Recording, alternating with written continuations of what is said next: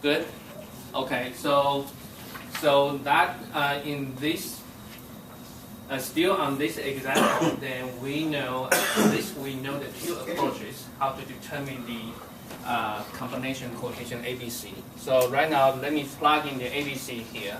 So A is equal to -1, and B equal to 7, and C equal to -6. Okay. So our goal is still to find the Laplace inverse. Let me work on that point here.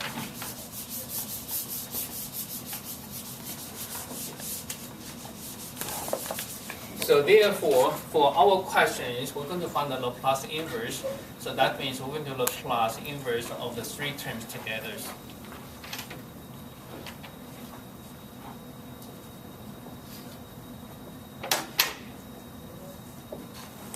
Okay, so right now we decompose, we factorize into the summation of these terms. So you can see for each pattern, that is 1 divided by a linear polynomial.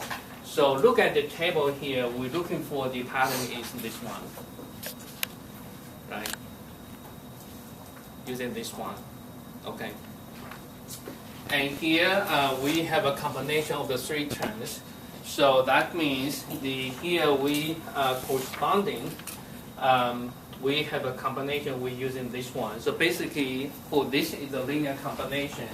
So it's inverse of Laplace transform also in linear combination. So that is -1 minus Laplace 1 as plus 1 plus 7 Laplace inverse, our inverse, s plus 2 and -6 and Laplace inverse s plus 3. Okay, so right now we're using this one and we have the pattern is this. If we have the s plus a, then corresponding the inverse of Laplace transform is e minus at, or vice versa. If we have s minus a, then this is eat.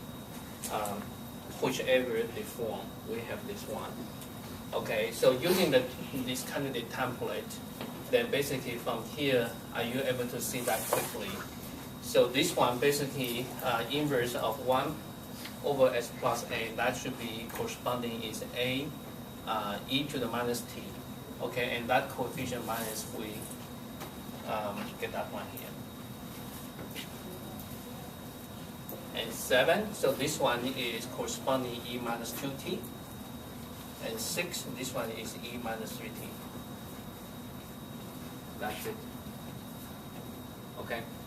So when you learned your learning goal is to get yourself familiar with using this table. Okay. And I think that is for this case.